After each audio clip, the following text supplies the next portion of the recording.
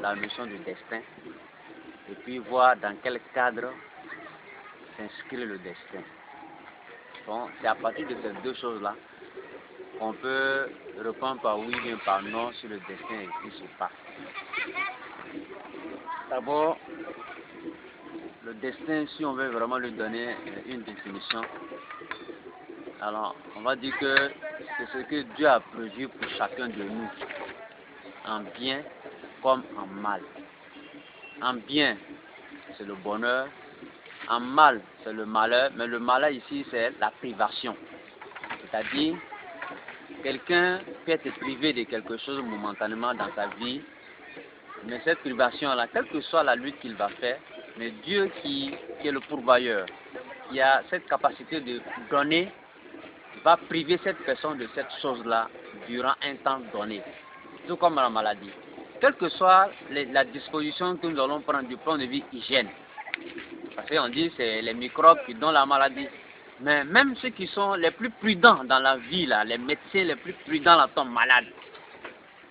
Alors qu'ils connaissent tout cet aspect-là de la maladie, mais pourtant ils tombent malades. La maladie, c'est une privation de la santé. Et cette privation-là, c'est une disgrâce, c'est-à-dire, c'est pas un bonheur. Et ça s'inscrit aussi dans le cadre du destin. Donc, voilà ce qu'on appelle destin. Ce à quoi l'on est destiné durant sa vie, du berceau jusqu'à la tombe. Maintenant, il y a que le cadre dans lequel s'inscrit le destin s'inscrit dans le cadre de la foi. Et lorsqu'on rentre dans le domaine de la foi, on rentre dans le domaine de l'abstrait. La foi là, ce n'est pas le raisonnement. La notion de foi là, ce n'est pas un raisonnement. La foi c'est abstrait, c'est-à-dire ça ne peut ni se montrer ni se démontrer, mais ça se vit. Ça se vit lorsque on accepte un principe de la foi. Ce principe de la foi là a un effet sur notre vie. C'est cela que l'islam dit que parmi les principes de la foi, il y a que nous devons croire en un seul Dieu, c'est-à-dire croire que dans la divinité là, c'est un seul Dieu qui existe. De deux, nous devons croire à l'existence des anges. Nous devons croire aux prophètes qui ont été envoyés par Dieu et les livres qui ont été révélés. Nous devons croire au jugement dernier, pour ne pas dire à la fin du monde, à la résurrection, au jugement dernier. Et nous devons croire au destin, qu'il soit bien ou mal. Bien, bonheur, mal ou malheur. Donc, toutes ces choses-là, ce qu'on peut peut-être vérifier, peut-être, c'est les prophètes qu'on a vus, on les a entendus. Les livres révélés, on les voit. Mais à part ça, là, les autres, là, c'est difficile pour nous de voir. Ni Dieu, ni les anges, ni le destin même qui est écrit même chez Dieu là-bas. Évidemment, nous ne pouvons pas dire quand est-ce que le monde va prendre fin, mais nous croyons en cela. Donc le destin s'inscrit dans le cadre de la foi. Et quand on parle de foi, là, la foi là, c'est abstrait. Maintenant, l'explication qu'on peut peut-être donner encore du destin, c'est que il y a deux catégories. Le destin, là, il y a deux catégories. Ce que les gens ne savent pas, c'est ça, il y a deux catégories. Il y a une catégorie alors, où Dieu lui-même, là, il impose quelque chose à l'homme. Il nous impose ça, on ne peut l'éviter. Mais il y a une deuxième catégorie, là, il programme, mais nous-mêmes, là, on est acteurs.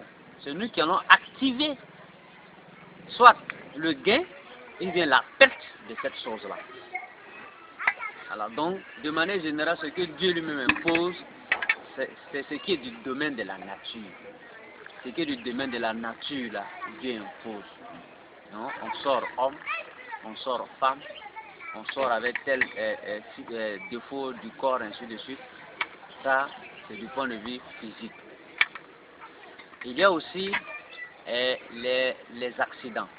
Il y a un certain nombre d'accidents. Le mot accident, là, déjà, le mot accident, par sa définition, là, l'accident n'a jamais été fait exprès. Un accident n'est jamais exprès. Un accident, ça intervient par surprise. Donc, tout ce qui va nous arriver par surprise, alors donc, rentre dans le cadre du destin. Le destin que Allah subhanahu wa ta'ala nous a imposé. Alors maintenant, le côté du destin où on est acteur, Dieu il fait la programmation avec des signes. C'est-à-dire, on voit même dans le cadre même des phénomènes de logiciels. Et si on veut maintenant expliquer le destin, on dit c'est le logiciel. Je prends un logiciel, je mets dans mon ordinateur, l'ordinateur arrive à faire ce travail. Donc, Allah subhanahu wa ta'ala, quand il nous fait dire qu'il a fait un destin, c'est parce que Dieu nous a conçus. Et à chacun de nous, c'est comme s'il y avait une carte qu'il avait mis dans notre corps. Et cette carte-là a un programme. Et ça, c'est une des puissances de Dieu. Et on ne fait que vivre selon ce programme-là. Tout comme le logiciel dans les ordinateurs. Maintenant, il y a que nous sommes acteurs de la deuxième catégorie du destin. Dieu nous dit s'il y a des interdits. Il dit ça c'est interdit, ça c'est interdit. Maintenant, derrière les interdits, il y a un mal. Derrière l'interdit, il y a toujours un mal. Mais l'interdit, là déjà, si tu évites l'interdit, le mal ne va pas t'atteindre. Donc toi, tu t'es empêché d'avoir un mal parce que tu t'es abstenu devant un interdit. Donc tu as participé à éviter le malheur qui devait venir derrière un interdit. Ouais, ça, on a participé. Et dans notre vie courante, l'élève par exemple, qui doit étudier par rapport à un examen. Alors donc, il va se trouver que Dieu va faire dans son programme à cette année-là, l'élève X là, en tout cas s'il se donne là, il aura son bac. Mais l'élève Y là, quel que soit l'effort qu'il va donner, il n'aura pas son bac. Parce que moi, Dieu, j'ai vu que le bac là, au vu de l'amour que j'ai pour l'individu là, le bac là va créer des désagréments dans sa vie. Donc lui là, je vais le priver du bac, quel que soit l'effort qu'il va faire. Vous voyez? Alors donc, ça fait que Dieu va créer une situation dans la vie de l'individu, de telle sorte qu'on puisse toujours expliquer pourquoi il n'a pas eu son bac. Parce qu'on arrive toujours à expliquer pourquoi quelqu'un n'a pas eu son bac. Ça s'explique, la première année qu'on fait sortir les notes là, ça a été corrigé, l'élève va reconnaître que c'est une faute. Mais pourtant, c'est quelqu'un qui maîtrisait en classe. Mais le jour des examens, Dieu va créer une situation psychologique, une bien mourra dans son environnement qui va faire que ce jour-là, il va oublier le résultat. Alors le résultat d'un point là va faire que ça va manquer à lui dans son résultat. Et puis, on voit qu'il ne va pas réussir à son examen. Parce que Dieu a vu, au vu des prières que ses parents y ont fait, au vu des prières que lui-même il a eu à faire, même qu'il soit mécréant ou musulman, il a trouvé que ses parents, ou bien lui-même il a eu à poser un acte quelque part. Mais Dieu ayant vu que ça va peut-être lui poser préjudice, Dieu va l'empêcher d'avoir ce diplôme-là en cette année. Mais l'année qui va suivre là, Dieu va ouvrir. Mais il dit, la condition sera vraiment que s'il fait un effort pour étudier, lui il aura son bac. Donc, un enfant qui étudie et puis il a son bac, ouais, c'est une logique. Mais quelqu'un qui n'a pas étudié et puis n'a pas son bac, nous dans notre commun de montagne là, c'est aussi une logique. Parce que tu n'as pas étudié, comment tu pourras avoir le bac? À condition que tu l'achètes alors qu'on ne peut pas l'acheter aujourd'hui. Alors donc voilà encore cette deuxième catégorie du destin. Donc quand on pose la question aux musulmans sur le destin existe, oui, les musulmans disent que le destin existe parce que le destin fait partie de sa foi. Et voilà comment l'islam, la religion lui a expliqué le principe du destin. Maintenant, si dans d'autres idéologies, dans d'autres philosophies, ils ont d'autres définitions du destin, à partir de cette définition du destin, ils peuvent dire que le destin n'existe pas parce que c'est dans un autre cadre différent du cadre de la foi, du cadre de la religion. Donc le religieux va dire que le destin existe parce que dans le principe religieux, il arrive à expliquer.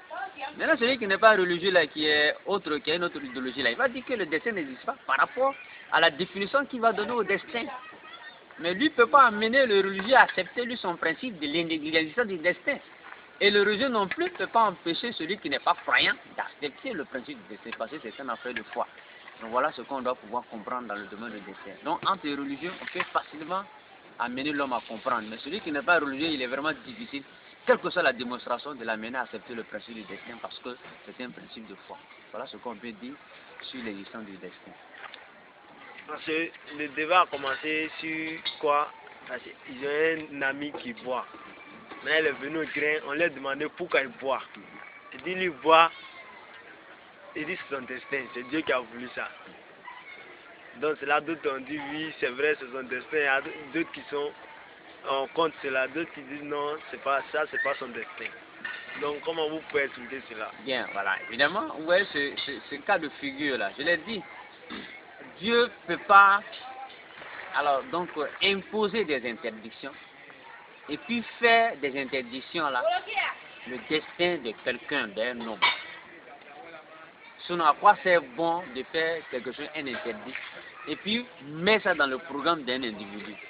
Non. Vous voyez, si quelqu'un vient à toucher un interdit, tu vas trouver qu'il y a des antécédents. Mais les antécédents, tu vas toujours trouver qu'il y a encore un interdit qui a précédé l'autre interdit. Parce que quand on regarde le principe de l'interdit, on dit tout chemin qui mène à l'interdit est lui-même interdit. Quand on prend l'alcool, il y a tellement d'interdictions autour de l'alcool que si on respecte ces interdictions-là, il est vraiment difficile pour nous de toucher à l'alcool. Assalamu alaikum wa rahmatullahi. Il est vraiment difficile pour nous de toucher à l'alcool. Donc, celui qui touche à l'alcool, alors que l'alcool c'est un interdit en islam, c'est interdit, si tu bois, tu vas rentrer en enfer. Donc, non. Dieu ne peut pas faire du destin de quelqu'un un alcoolique.